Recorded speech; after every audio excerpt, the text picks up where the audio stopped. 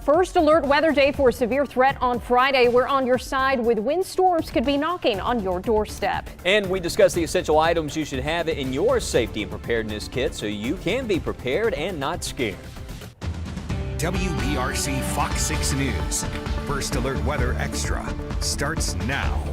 And a lot happening out there. Of course, breaking news out of Tuscaloosa we're going to get back to. But right now, I want to first off here on Weather Extra, give you the extra on what's on the way this week. We have a risk for severe weather on Friday. Let's go to the maps here and show you first off a first alert weather day for the possibility of strong to severe storms on Friday. And I know it's very calm. It's very cold out there right now. Not expecting impacts tomorrow. Again, this is going to be on Friday, but just giving you the first alert so you can prepare. This is going to start in the morning across West Alabama, more of a daytime event, and it's going to be ending across East Alabama after 4 o'clock. So going into the weekend, and actually most of our weekend looks dry. If you're thinking ahead Friday night plans on Saturday, this will be out of here. But then we get to next week, and it gets interesting again. We could see some wintry precipitation, including freezing rain, maybe even some sleet, but more of a possibility of seeing some ice there into the start of next week. So let's get into this severe weather outlook that we have for Friday, and the outlook that you see, this is from the Storm Prediction Center, and they have southeastern areas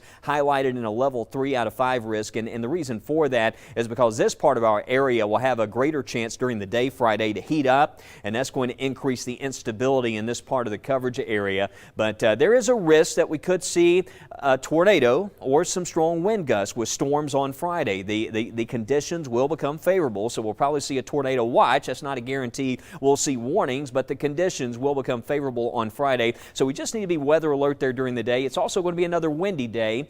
This is from the IBM model showing Friday, and you see how the model's picking up on those storms. A lot of wind energy with this system, showing it moving into West Alabama there by noontime. And central areas, you can see pushing through Birmingham, from Tuscaloosa to Birmingham through about 2 o'clock, through parts of Blount County, Shelby, Chilton counties, and then on into East Alabama.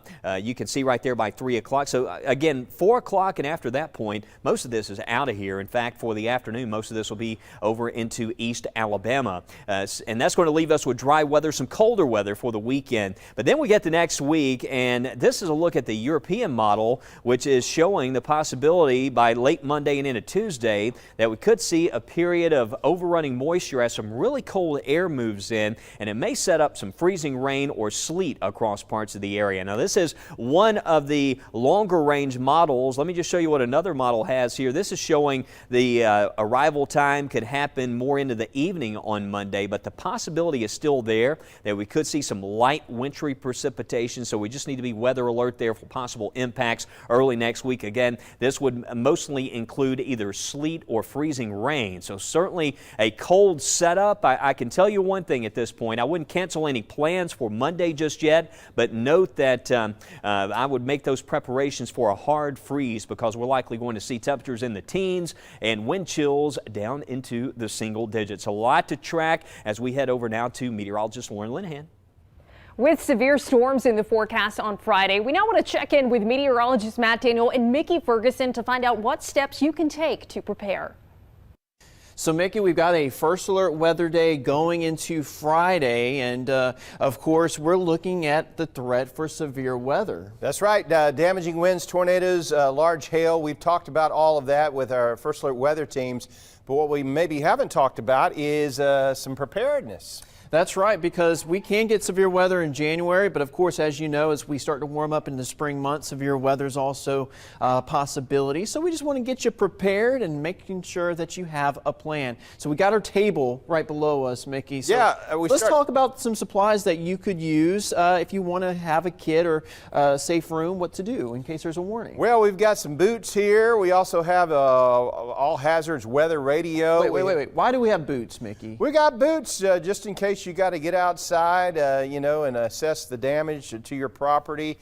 You want to protect your feet. Yeah, because there could be broken glass, all kinds of problems. Nails, things like that. So you want to have proper footwear in case you have to be out and about. And you were mentioning what, a NOAA weather radio, right? Yeah, weather radio. It's all actually called an all hazards radio. It also lets you know about all kinds of things. But battery backup for your weather radio is a good idea.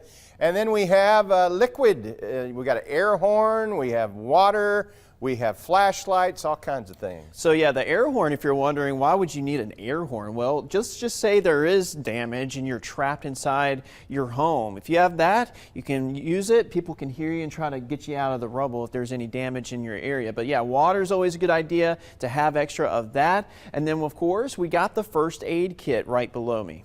And a helmet too. You know, a lot of kids wear their bicycle safety helmets, but some kind of hard structure to protect your brain. You know, you got two arms, you got two legs, you only got one noggin. And so the helmet protects that. So you've got your items. Make sure you know exactly where you're going to go if there's a warning. Remember, a watch means its conditions are favorable. Warning means it might be actually happening and you need to take shelter. So we always say you want to go to the lowest floor, away from windows, in the central portions of your house. So know your safe place and have all these items with you. So I think we got our checklist. I think there is one thing that we are missing though, Mickey. What's that? The cell phone with the WBRC First Alert weather app. Very nice plug there, Matt. Yeah, so make sure you check that out. We update that all the time, giving you the latest information, and also you can get those warnings through the First Alert weather app. Stay safe. And in a further effort to prepare, the city of Calera now has a second storm shelter. This one is at the corner of 22nd Avenue and Shady Lane. It can hold up to 100 people. The next steps include getting the power turned on, the construction of a sidewalk, and finishing up inspections. Well, it's very exciting to see. We've been working here for 2 years to get our new facilities here up and going. It's one of the best things that we could have for the protection of our citizens. The city of Calera plans to add more shelters in the future. In 30 seconds, as the anniversary of the Selma tornado approaches, we take a look back at how a devastating tornado brought extensive damage to such a historic city and check in on more breaking news. We'll be right back.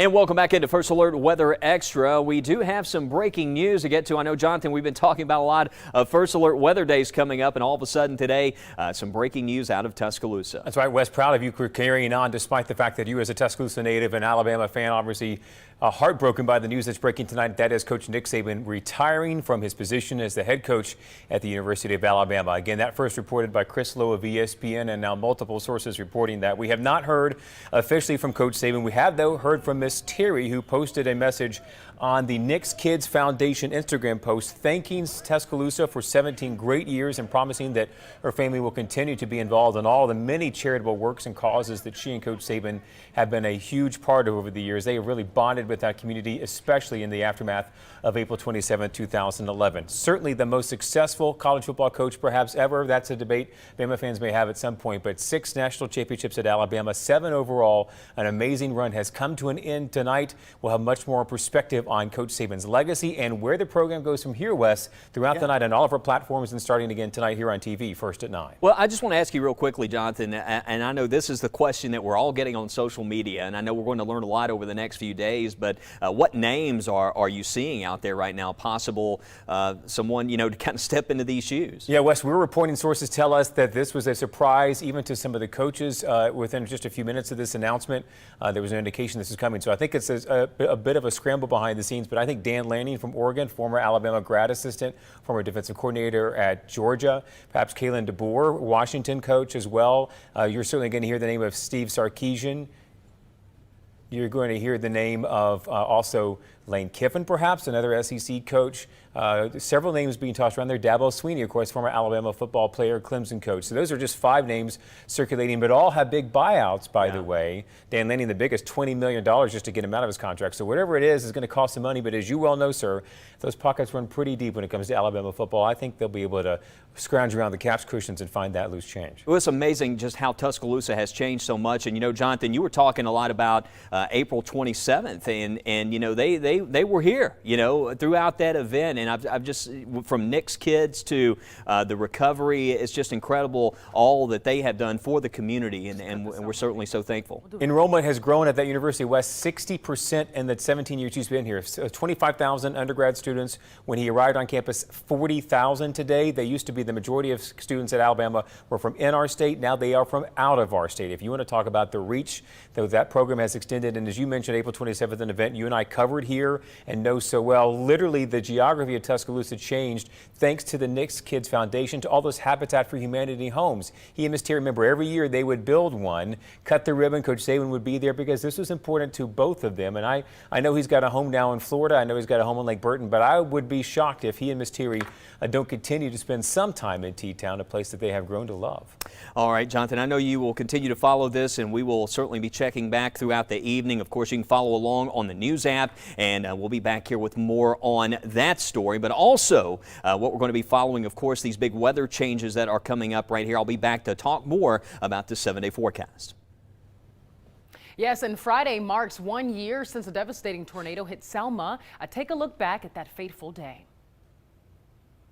Almost a year ago, Selma, Alabama bore witness to the destructive force of a high-end EF2 tornado. On Friday, January 12th, we marked the anniversary of this devastating storm. With maximum winds reaching 130 miles per hour, the tornado tore through towns, leaving a trail of destruction that included homes and properties. Unfortunately, 2 people in Selma were injured, but miraculously, there were no fatalities. Over the past year, extensive reconstruction efforts have been underway to repair and recover the lost property. However, the Selma tornado was just the beginning of a series of destructive events. The same storm spawned an additional long-track EF3 tornado, which proved to be deadly. This tornado tracked northeast for about 77 miles, reaching maximum winds of 150 miles per hour. It uprooted trees, flipped cars, and destroyed numerous homes. Tragically, 7 lives were lost in the path of this storm. As we reflect on this solemn day, we remember the Selma tornado and the lives taken by this powerful and relentless force of nature.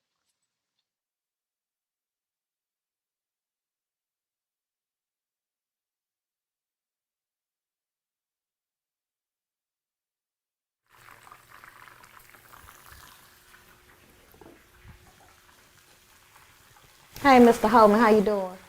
Hey, John, hey. All right, so I'm about to set this plate.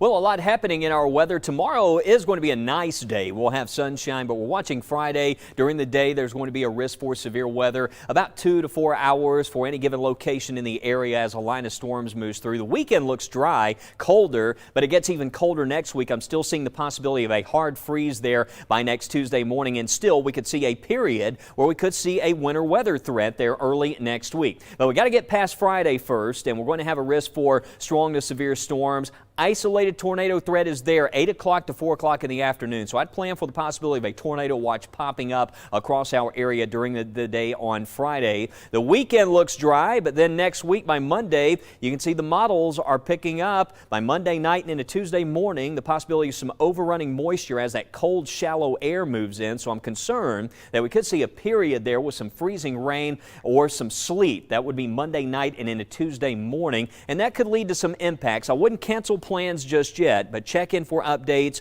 as we gather more data and confidence increases. We'll know a lot more, but I would plan for freezing temperatures, especially by next Tuesday morning, lows in the mid-teens. And we haven't had a chance yet to look at our first alert weather calendar. Heading over to meteorologist Lauren Linehan for an update.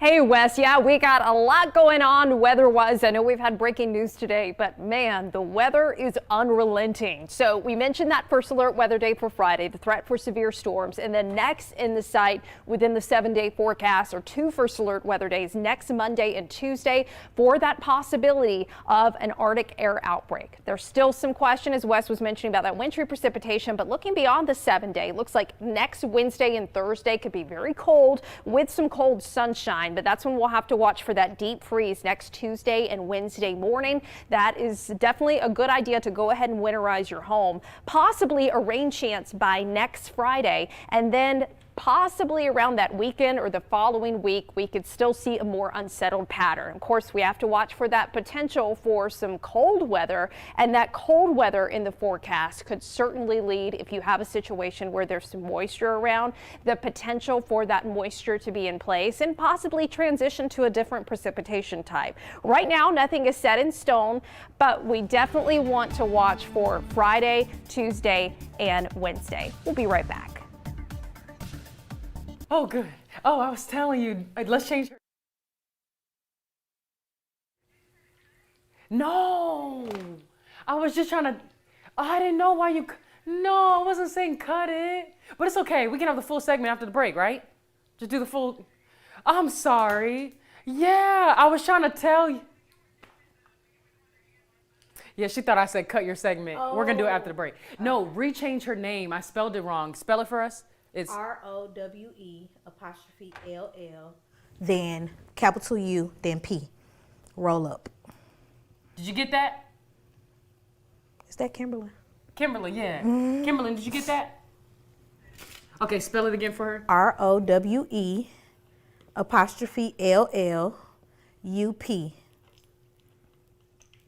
Did you get that? ROWE apostrophe LL capital U P. There's no space? No. Okay. Oh yeah, it's a space. There's It's a space space. for Yeah, up. yeah. Yeah. Up is a separate word. Did you get that? Okay, cool. Thank you. Sorry, I didn't mean to confuse you, but I didn't want her name to come up wrong. Thank you, Kimberly. Yeah, she said thank you. Honestly, this is better anyways. It's after the break, so we'll have And you ain't got to tell, how was Puerto Rico? She went.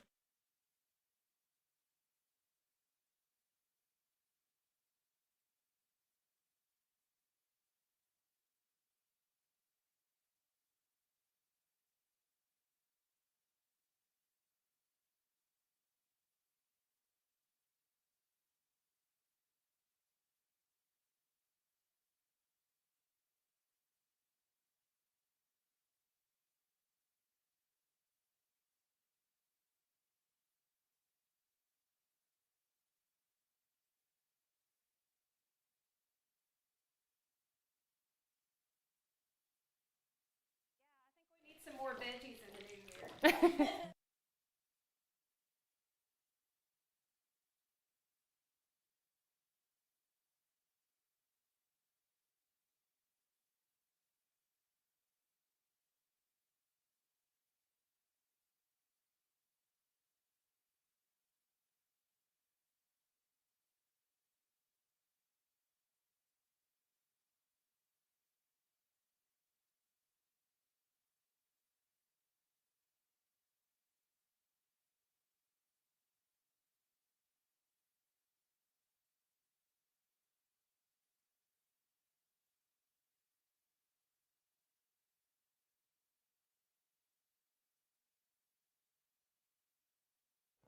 Ooh, Lauren, we're in the kitchen and it smells good. And the best part about us being in the kitchen, Tania, we aren't doing any work today.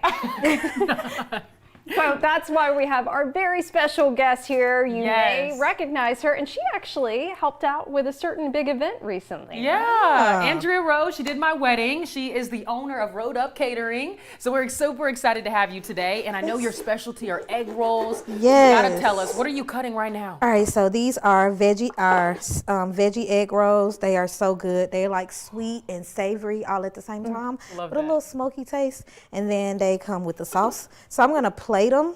So y'all got me doing all this new stuff. So y'all be wanting stuff to be prepared. So You know, look we at that love a good plating. all right. Wow. And we're gonna put them on there, and then we're gonna drizzle some sauce Yes, on it. it's This all is- about the drizzle. Yes, gotta Okay, have the this drizzle. is really cooking up a And I storm think here. this drizzle ain't doing what I wanted to do, Well, but it's okay. It's okay. Because we gonna Maybe it just needs a good knock. Yeah, I think we need to cut it. Let me cut Yeah, it. cut it some. Yeah.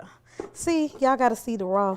Yeah, this is raw, live, but Okay, if there you you go. notice, there are a lot of vegetables on that Nice. plate. I know kind of a big New Year's resolution for a lot of people is Yes. bringing in more vegetables, right? Yes, so we have the hibachi vegetables, and we have the yellow rice, and my yellow rice be popping. It be jumping. So y'all make sure and this week, because I got to advertise, this week I'll be opening back up for all the egg rolls on the menu. So y'all make sure y'all get y'all pre-orders in. Okay. Just follow me on Facebook, Andrea Rowe. Just follow me on Facebook, and you'll get all your information. Like, that's it.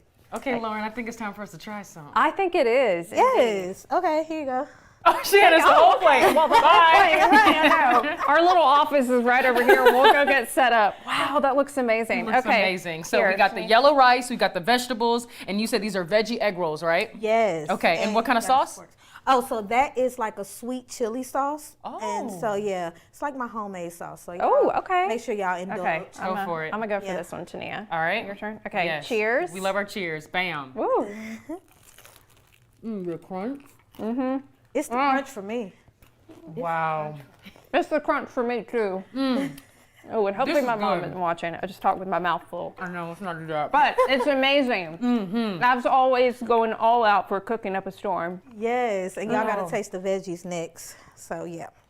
Yes, the veggies too. And that's a good thing. You know, if you're wanting to eat a little healthier, but maybe don't want to go full way there, just wrap it in some fried dough, right? Exactly. Have your little carb. You want to have Yeah, some right. balance. Exactly. It's all about balance, It right? sure is. 2024, let's Yeah. balance it out. Now, I wish the weather would balance itself out, but it didn't too. look like El Nino said, no thanks. Yeah, not this week. We're going to be covering this very active weather pattern tonight, coming up on First at 9, and of course, the breaking news of Coach Nick Saban retiring. So make sure you tune in then and on digital. And of course, we'll be back here on Weather Extra. Thank you so much for joining us Thank today you. on Cooking Up a Storm. This is giving some good vibes going into the new year. Have a safe and happy Wednesday Wednesday. evening. It's apparently Wednesday, y'all. Good night. Good night.